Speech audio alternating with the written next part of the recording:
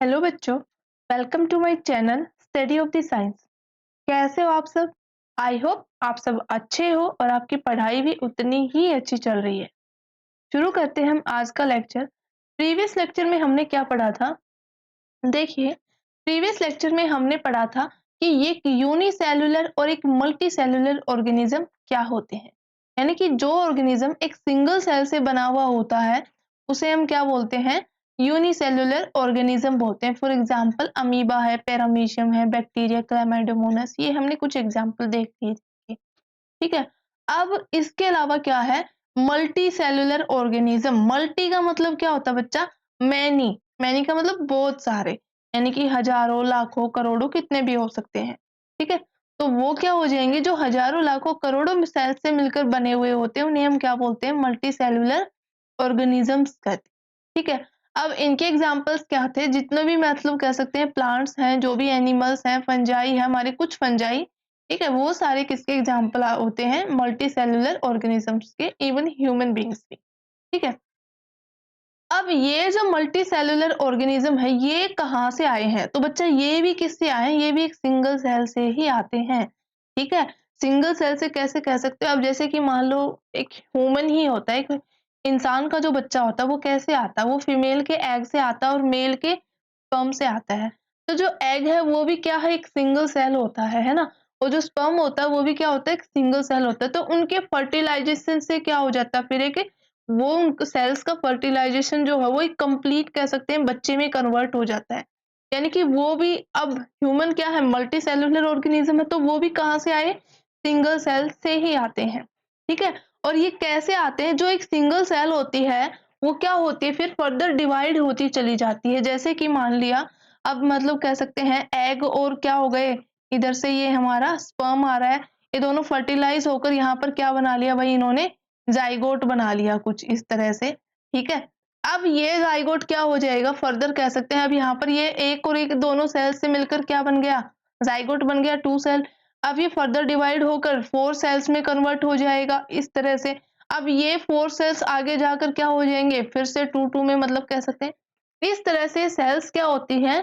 Continuously divide होती चली जाती हैं और वो अपनी ही सेल्स की फॉर्मेशन करती हैं डिवाइड होकर। और इससे क्या बन जाता है? एक मल्टी सेक्स सिंगल सेल जो है वो किस में कन्वर्ट हो जाती है? एक मल्टी सेल में कन्वर्ट हो जाती है और जिससे एक मल्टी सेलुलर ऑर्गेनिज्म बनते हैं। ठीक है। अब इसीलिए कहा गया है कि जो भी सेल आज के दिन एग्जिस्ट करती है वो कहाँ से आई है? उनकी प्री एग्जिटिंग सेल से ही आई गई है। क्योंकि देखो, अगर यहाँ पर जो भी नई सेल्स आ रही है वो कहाँ से आ रही है? एक्चुअल में तो इन्हीं से आ रही है ना। जब ये कह सकते हैं ये डिवाइड हुए तभी तो जाके ये सेल्स मिले हमें, मल्टी सेलुलर के जो सेल्स हैं वो हमें मिलते हैं। ठीक है। तो ये इसीलिए हो जाएगा। अब ये जो सेल्स होती हैं बच्चा, अब इनका जो शेप और साइज की अगर हम बात करें तो देखो इन सेल्स की जो शेप और साइज है वो सेम नहीं होती हैं। मतलब किसी सेल का साइज कैसा होता है तो किसी का कैसा होता है, जैसे कि आप इस डायग्राम में ही देख पा रहे हो। अब देखो, मान लिया, अगर मान लो दो डिफरेंट डिफरेंट हमारे पास क्या है? मल्टी सेलुलर ऑर्गेनिज्म है या फिर कह सकते हैं सिंगल बाइनरी सेल ऑर्गेनिजम्स हैं। अब जरूरी नहीं है कि ये तो यूनिसेलुलर है, ये तो कह सकते हैं मल्टी सेलुलर है, तो इनके सेल्स डिफरेंट होंगे। और ठीक है, और एक मल्टी सेलुलर ऑर्गेनिजम्स है और उसकी सारी सेल्स सेम होंगी, ऐसा जरूरी नहीं है। समझ गए बात को मैं क्या कहना चाहती हूँ? मैं कहना चाहती हूँ एक सिंगल ऑर्गेनिज्म के अंदर भी जो भी सेल्स हैं, मान लो वो 100 हैं, हजारों हैं, लाखों, करोड़ों, जितनी भी हैं, वो एक दूसरे के जैसी हो, सिमिलर हो, ऐसा जरूरी नहीं होता। एक बॉडी में ही क्या हो सकता है? डिफरेंट डिफरेंट टाइप्स के स्ट्रक्चर की, शेप की जो है सेल्स हमें मिल सकते हैं। जैसे हम ह्यूमन की ही बात कर लेते हैं। जो ह्यूमन में देख पा रहे हो आप यहाँ पर, ये स्मूथ मसल्स हैं, इनकी शेप कुछ ऐसी होती है। ब्लड सेल्स की मसल जो शेप होती है वो कुछ ऐसी होती है। जो नर्व सेल होती है वो देखने में ऐसी होती है। तो आप देख पा रहे हो क्या सभी का स्ट्रक्चर सेम है? नहीं में है ना, यहाँ पर ये तो कुछ ही सेल हैं, हमारी बॉडी में तो बहुत सारी सेल्स होती हैं ह्यूमंस में। तो देख पा रहे हो कि सभी का स्ट्रक्चर क्या है? डिफरेंट है, शेप क्या है? डिफरेंट है। और ये एक सिंगल ऑर्गेनिज्म के अंदर के ही सेल्स हैं ये। ठीक है। तो यानी कि जो सेल्स होती हैं उनका जो शेप और साइज है वो एक सिंगल मल्टी सेलुलर ऑर्गेनिज्म के अंदर भी क्या हो सकता है? डिफरेंट डिफरेंट हो सकता है। ठीक है। अब ये जो इन सेल्स के जो शेप और साइज है वो किस पे डिपेंड करता है, यानी कि वो किससे रिलेट करता है, वो रिलेट करता है इनके स्पेसिफिक फंक्शन से जो ये परफॉर्म करते हैं। ठीक है, जैसे कि मान लो कुछ सेल्स क्या होते हैं, अमीबा में, अमीबा की हम बात करते हैं तो अमीबा क्या होता है, यूनिसेलुलर ऑर्गेनिज्म होता है। ये अपनी शेप को क्या करता रहता है बच्चे, लगातार चेंज करता रहता है। चेंज क्यों करता रहता है भाई, क्योंकि सारे फंक्शन इसी को करने होते हैं। जैसे कि हम देख लेते हैं एक बार अमीबा का डाइजेशन। वैसे तो अमीबा की शेप जो होती है फिक्स नहीं होती है, कोई फिक्स ऐसे एज सच इसकी फिक्स शेप नहीं होती है, लेकिन फिर भी देखो, आप देख पा रहे हो यहाँ पर हमारा अमीबा कुछ इस तरह का है। ठीक है, इधर क्या किया इसने, जैसे ही खाना दिखा तो अपनी कह सकते हैं अंगुलियां टाइप, फिंगर लाइक प्रोजेक्शन बोला जाता है इसको, इनको इसने बढ़ाना शुरू कर दिया और फिर कह सकते हैं यहाँ से उनको पकड़ लिया, फिर से क्लोज कर लिया। तो आप देख पा रहे हो, देखो यहाँ पर इस तरह से इस स्ट्रक्चर में और इस स्ट्रक्चर में देख पा रहे हो, यहाँ पर इसकी कोई as such finger like projection नहीं है, लेकिन यहाँ आप देख पा रहे हो। और इन द सेम वे आप यहाँ देख पा रहे हो इजेशन के टाइम पर, यानी कि जब वो वेस्ट प्रोडक्ट को बाहर निकाल रहा है। समझ रहे हो बात को? तो यानी कि अमीबा भी क्या करता रहता है, अपनी शेप को लगातार चेंज करता रहता है। यानी कि ये जो सेल्स हैं इनका शेप और जो साइज है वो फिक्स नहीं होता है कुछ केसेस में, और कुछ केसेस में ये फिक्स भी होता है। ठीक है, ये क्या करते रहते हैं, जैसे अमीबा की बात किया हमने, तो अमीबा क्या करता रहता है, अपनी शेप को चेंज करता रहता है। तो ये जो इनका शेप और साइज है, मैं ये क्यों बता रही हूँ, वो किस पे रिलेट करता है, वो रिलेट करता है उनके फंक्शन से, यानी कि वो किस तरह के फंक्शन कर रहे हैं उस पे डिपेंड करता है इनका जो शेप और साइज है। ठीक है, तो कुछ सेल्स का जो शेप और साइज है वो फिक्स भी हो सकता है और फिक्स ना भी हो।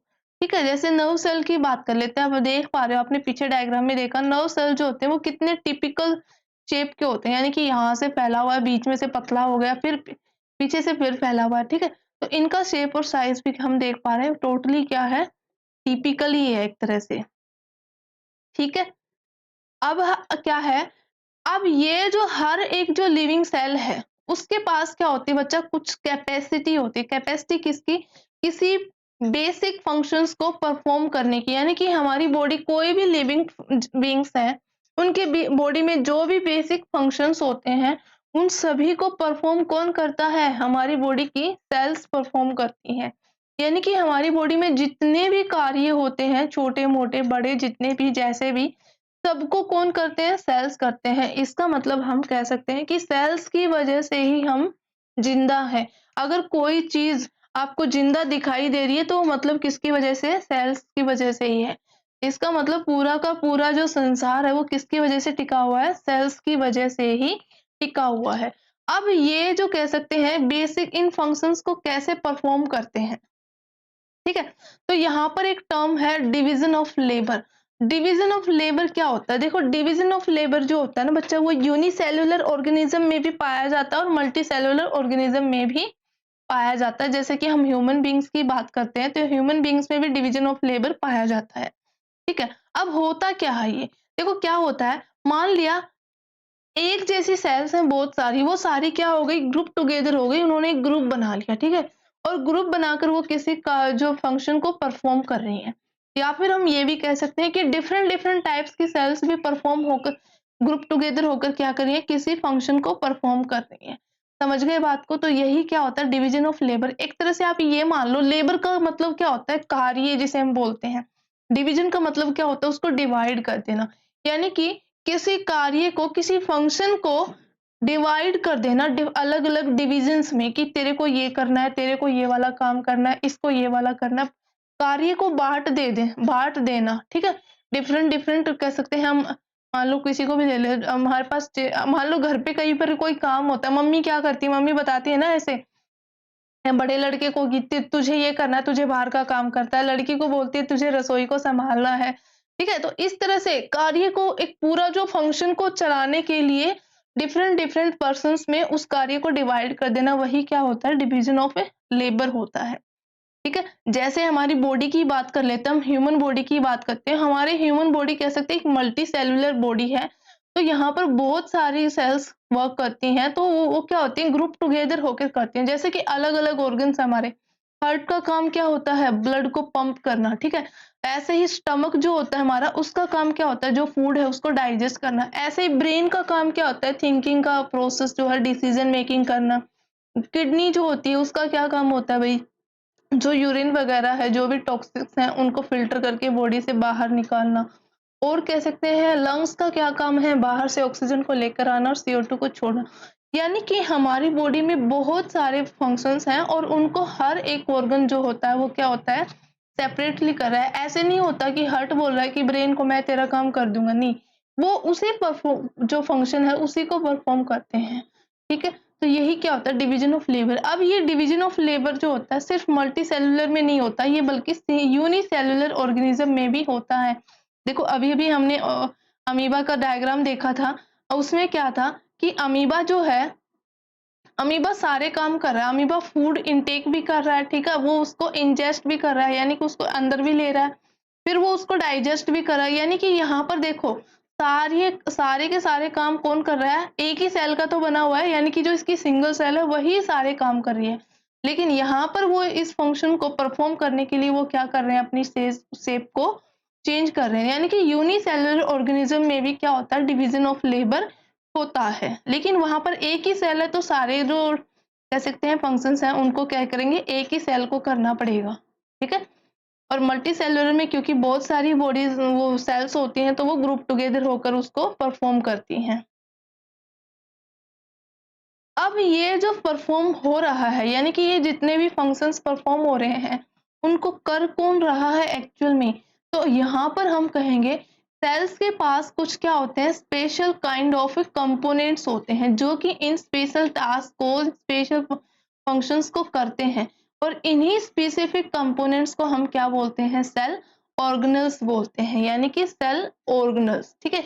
अब हर एक जो टाइप का, हर एक काइंड ऑफ सेल जो सेल ऑर्गेनल है उसका जो परफॉर्म करने का जो फंक्शन है वो भी क्या होता है बच्चा? स्पेशल होता है। यानी कि मान लो जैसे कि कह सकते हैं कई बार क्या हो जाता है न्यू मटेरियल को बनाना सेल में, ठीक है? या फिर कह सकते हैं अब सेल में बहुत ज़्यादा गंद मच गया है, यानी कि जो वेस्ट मटेरियल है उसको वहाँ से क्लियर अप करना, साफ करना। तो इस तरह से बहुत सारे फंक्शंस होते हैं जो कि ये सेल ऑर्गेनल मिलकर करते हैं, ठीक है? तो अगर एक सेल जो है वो एबल टू लिव यानी कि जिंदा रह पाती है और वो अपने सारे बेसिक फंक्शंस को परफॉर्म कर पाती है तो उसका कारण क्या है? ये सेल ऑर्गेनल्स ही हैं, ठीक है? और यही सेल ऑर्गेनल्स एक दूसरे के साथ मिलकर कंस्टिट्यूट होकर क्या करते हैं? जो हमारी लाइफ की बेसिक यूनिट है, फंडामेंटल जो यूनिट है, जिसे हम क्या बोलते हैं? सेल, उसकी फॉर्मेशन करते हैं, ठीक है? अब यहाँ पर इंटरेस्टिंग थिंग क्या है कि जो सेल में जो ये ऑर्गेनल्स होते हैं वो क्या होते हैं बच्चा? सेम होते हैं। यानी कि मान लो कोई भी सेल है, मान लो एक कुत्ते की सेल है, एक बिल्ली की सेल है, एक चूहे की सेल है, एक इंसान की है, एक हाथी की है, तो चाहे कोई कितना ही बड़ा हो, कोई कितना ही छोटा हो, सभी ऑर्गेनल्स की, सभी सेल्स के अंदर पाए जाने वाले ये जो ऑर्गेनल्स होते हैं वो क्या होते हैं बच्चा? सेम होते हैं, ठीक है? इससे कोई फर्क नहीं पड़ता है कि उनका फंक्शन क्या है, उनका फंक्शन भी क्या रहता है? सेम रहता है, ठीक है? जैसे कि मान लो अब आपने सुना होगा ना 8th क्लास में माइटोकॉन्ड्रिया, माइटोकॉन्ड्रिया का काम क्या होता है? एनर्जी को प्रोड्यूस करना और है ना? यही तो होता है। तो वो फिर चाहे कह सकते हैं कुत्ते की बॉडी में होता हो या फिर कह सकते हैं एक मंकी की बॉडी में हो, एक ह्यूमन की बॉडी में हो, किसी की बॉडी में हो, फंक्शन उसका क्या रहने वाला है? सेम रहने वाला है। वो क्या है? एक तरह से वो भी सेल ऑर्गेनल ही है, ठीक है? अब ये जो सेल है वो किस-किस से बनी हुई है ये हम पढ़ेंगे अगले लेक्चर में। तो आज के लेक्चर में इतना ही, मिलते हैं आपसे अगली क्लास में, तब तक आप पढ़ते रहिए, खुश रहिए और मस्त रहिए। थैंक यू, धन्यवाद।